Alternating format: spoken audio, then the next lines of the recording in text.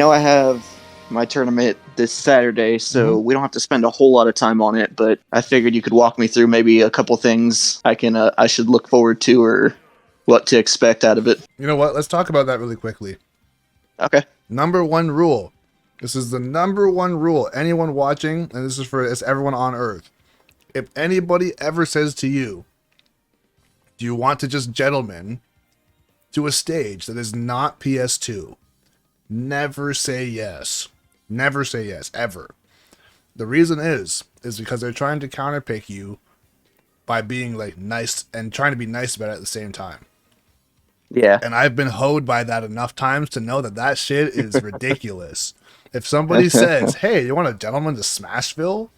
It's like guaranteed, almost guaranteed that they play Wolf or they play Bowser. And they're trying to just cheese you. With like a small stage, you can't escape the tech chases and ledge traps. So never say yes to that, ever. That's number one. Number two is never ever switch off of your main. When you're down a game, I guess the character that you think is like horseshit for your main, but the counterpick that you're going to try and play as, it's a character that you don't really play. Yeah. So that's kind of just a given, but a lot of players, and I've done it myself too, where it's like, oh, I'm playing against a Yoshi, I'm going to play Lucina and just try and win because I know Lucina beats Yoshi, but my Lucina at the time, this was years ago, was trash. Which sounds hilarious because how do you have a bad Lucina? But it's a character I probably played at the time like 10 times because I just never played them ever. So it was terrible. So never ever switch off to try and cheese somebody. You're better off playing your main in a losing matchup than to play some random pocket you've played 10 times in a winning matchup when they clearly know the matchup and you don't. I've even done the same thing. I played against a Little Mac as Shulk, and my Shulk was trash. I thought I could do it. It's like, what are you doing? And I got destroyed because he was hitting his 2 frames on my up B, and I just died just way too early. Yeah. Because he just knew what to do. That'll be the quick little bit, but let's fight it out. I was going to say, number 3, I guess, on the list of things, be prepared to fight Wolf a lot. Because everyone plays this stupid character. Yeah. If it's not Wolf, then it's Pokemon Trainer, or it's Min Min or Roy, or sometimes Falcon. It's probably Pyramithra now. Here. I'm dead. Oh, it's got to be death. Yeah. Down smash, up smash, F smash. Maybe even forward I tilt. panicked because I didn't know if that side B was going to hit me, so I shielded. The shielding wasn't the problem. It's much like I hit your shield and then you just went for a grab. You gotta go for go for up smash there, right? That should have been back air. Oof. Another thing too about tournaments is people will do this. They will lame you out. So be prepared to be annoyed. But also, it's part of a mentality thing for sure, is don't get annoyed by how they're playing. Just know that this is the game. If you're like, wow, you're supposed to play a certain way, it's like, no, they're not supposed to play any way that you want them to at all. If it makes them win, that's how they're going to play. Yeah. Right? So if you get that as a mentality, it's like, oh, I'm fighting a Wolf, he's probably going to spam laser. Just like if I'm fighting a Sonic, he's definitely going to camp. If I'm fighting a Game & Watch, he's definitely going to up B out a shield. Right? So you just got to get prepared for those things and not let it annoy you when it's happening. There it is. Good catch. This is super important as well. Play with game sound if you can. If that means you got to bring a splitter so that the other person doesn't feel all left out and shit, it's like, well, if there's no sound and you and you want to play with a headset and they get all upset, that's not your problem. It's not like, oh, to make it fair, we'll both have no sound. That's not how it works. You bring a headset or you ask someone for a headset. If you didn't think ahead to bring a headset and you don't have a splitter, then you're shit out of luck. If you both have a headset and you don't have a splitter, then don't play with sound, to be fair, right? Because it's like, okay, well, why do you just get to have it and I don't? Yeah. Right? If someone didn't bring it, then that's different. But to go along with that too, is if somebody, let's say you're playing with music and not with sound at all. Play with music or play with earplugs. Because if you're playing against somebody who rages, it's very easy to get sad for them because you want to have fun. You're playing a game and they're actually getting genuinely angry, and it can affect how you play because they'll start to do things that are suboptimal so that they don't freak the fuck out, but they're being a baby back bitch and complaining about every little thing. It's like, well, then if you're gonna complain like this, then fucking don't play the game. Like, you're gonna get upset when I up smash you and you die. It's like, well, then don't do a stupid play that gets you up smashed. How about that? Right. I'll tell you, I'm not going to say I haven't lost because of that, but I know that I've played worse because of that. When people are like, actually raging because my character is horseshit and everything just works for me and this game is garbage and all this stuff, and that they're actually mad. It's like, you're actually 2 years old if you actually act like this, right? If someone wants to be emotional while they're playing, that's totally fine. I would say the 2 things you could do is have your headphones in loud so you can't hear them being a little baby, or just laugh at them. There's nothing wrong with laughing at them, because since they're an emotional little baby, they're going to get over it just like a baby would, and they'll forget about it in a couple hours, or not even, right? So don't let that ever be a reason to be like, oh, well, I didn't down smash him when he was free falling beside me because I didn't want him to throw his controller. Like, let him throw his controller. Legit, let him just do it. If he's going to be a baby, 100% don't lose and go home so that he can be happy, because he's going to rage against the next person as well. Oh man, I've seen my fair share of ragers, bro. You thought it was back only in Smash 4 and Melee and shit and Brawl? Nah, people still rage in Ultimate a lot. Oh, I believe it. 100%. Yeah. But yeah, I can say that's one of the most annoying things ever, is when people are raging and then they win because they raged and the person they're playing against like felt bad for them. Right? Because the thing is, if they win, or if they were beating you the whole time, they wouldn't feel bad for you if you were raging, you know? Right, If they're that type of person, they want to win so badly that they don't care if they make a scene. I'm not saying it's going to guarantee to happen, but if it does happen, be like, yes, I've been mentally preparing for this moment. Like, if I just do that twice, it's like, wow, you're literally just mashing. It's like, I know, I'm playing Smash. What do you want me to do? If you don't want me to mash, then let's play chess. Like, I'm mashing and I'm beating you, yeah, so I'm using one brain cell, and I'm I'm cooking marshmallows on it right now too, bro. It's the last one I got. Oh, another thing that's really important too. Remember to ask if there's DSR. So I don't know what that is. So yeah, this is important. So DSR is Dave's stupid rule, which is a stupid name for the rule, but that's what it's called. But basically, you have yourself. I think I saw that in the rules actually, but I still don't know what it is. So DSR means, like, let's say this was game number 1 of this was game number 1, and I won. If I win this game, for example, if I lose the next game, if I want to, if DSR is a thing, oh, I'm dead. Oh, I should be dead. Yeah. If DSR is a thing, that means that you don't have to waste a ban on the stage. You basically, if you win on the stage, you can't go back there and play on it again. I believe that is a thing. Yeah.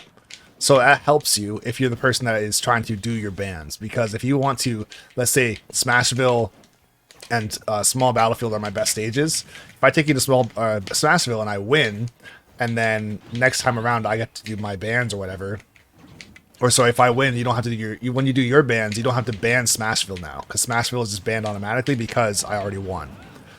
But basically, I'm not sure why it came into effect specifically, like at what moment in time it was, but it's basically for, like, back in the day, let's say, when Sonic players would play on Duck Hunt for Smash 4, the Duck Hunt stage that had the tree in the corner, or Fox on Poke Floats back in the day for Melee. It's like you're gonna go onto a stage where it's basically guaranteed that you're gonna win. That was legal?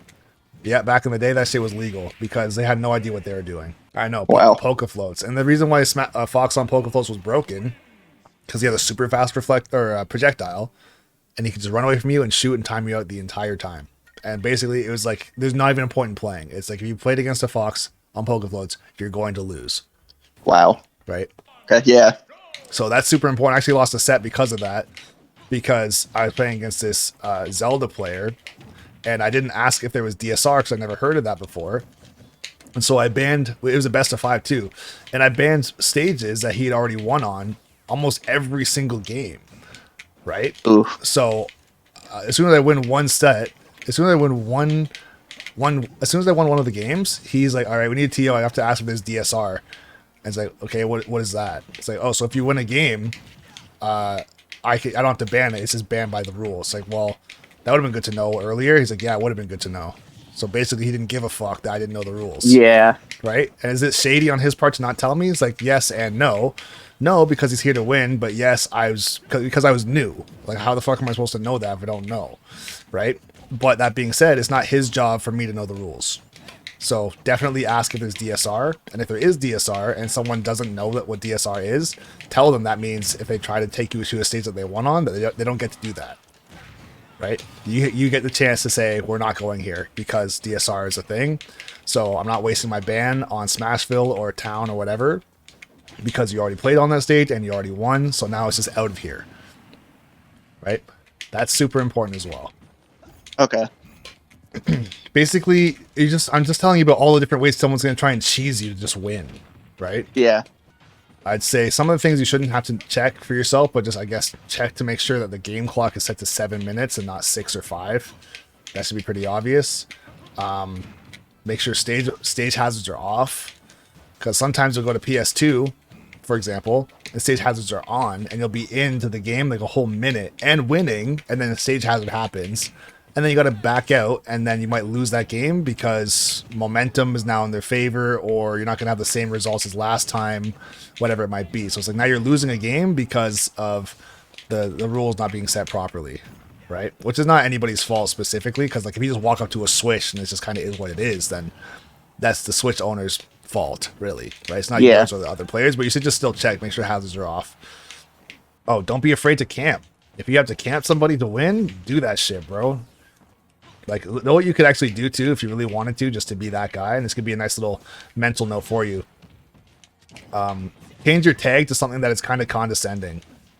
That's actually it's honestly a very good mental note to put. Like, you can make your tag like yeah and question mark as your tag, or like shameless, something like that, you know, or like camp to win, something like that. So it's like, I don't even feel bad, and I don't care if they feel bad because it's literally right in their face, right? Yeah. Something like that.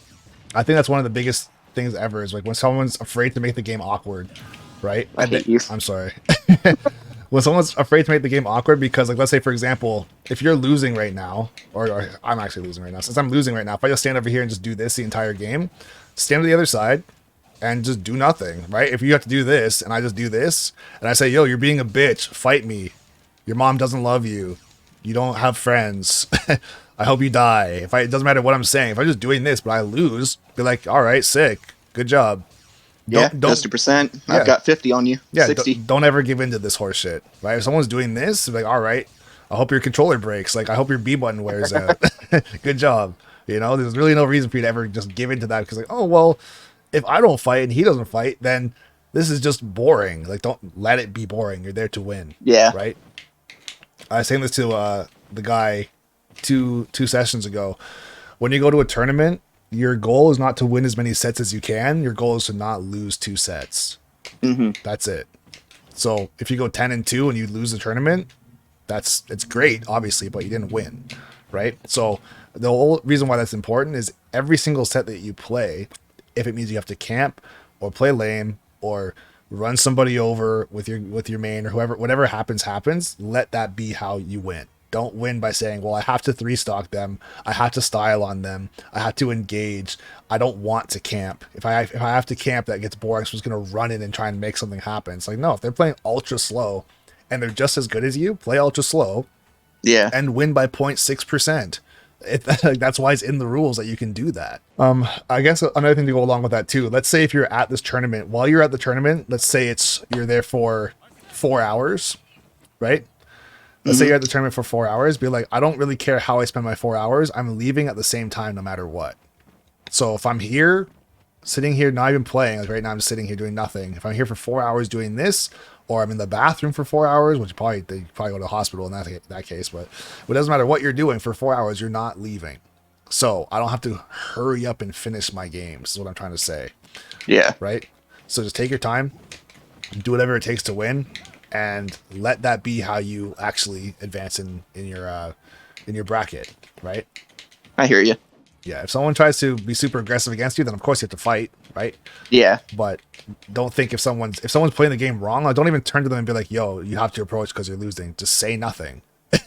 Right? Let them figure out the fact that they're going to time themselves out because they don't know what they're doing.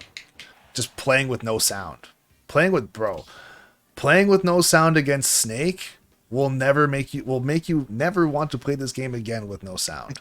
Because you're just kind of like, I don't know, moseying on through life, then you just explode. It's like, all right, I guess. Like, that's why he says there or now every single time to C4, so you have time to react, right? Same thing with PK Fire. It's like, yeah, it's annoying, but guess what? I'd rather be annoyed than dead because I didn't see it coming. I'm just getting hit Yeah. by this.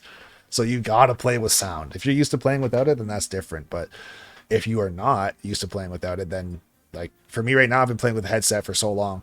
I don't need my particular headset, but I need sound effects. Right? It helps you react. It helps you get your parries. It helps you know. I don't know if someone's throwing out a certain attack. Helps you tech. Helps you do everything.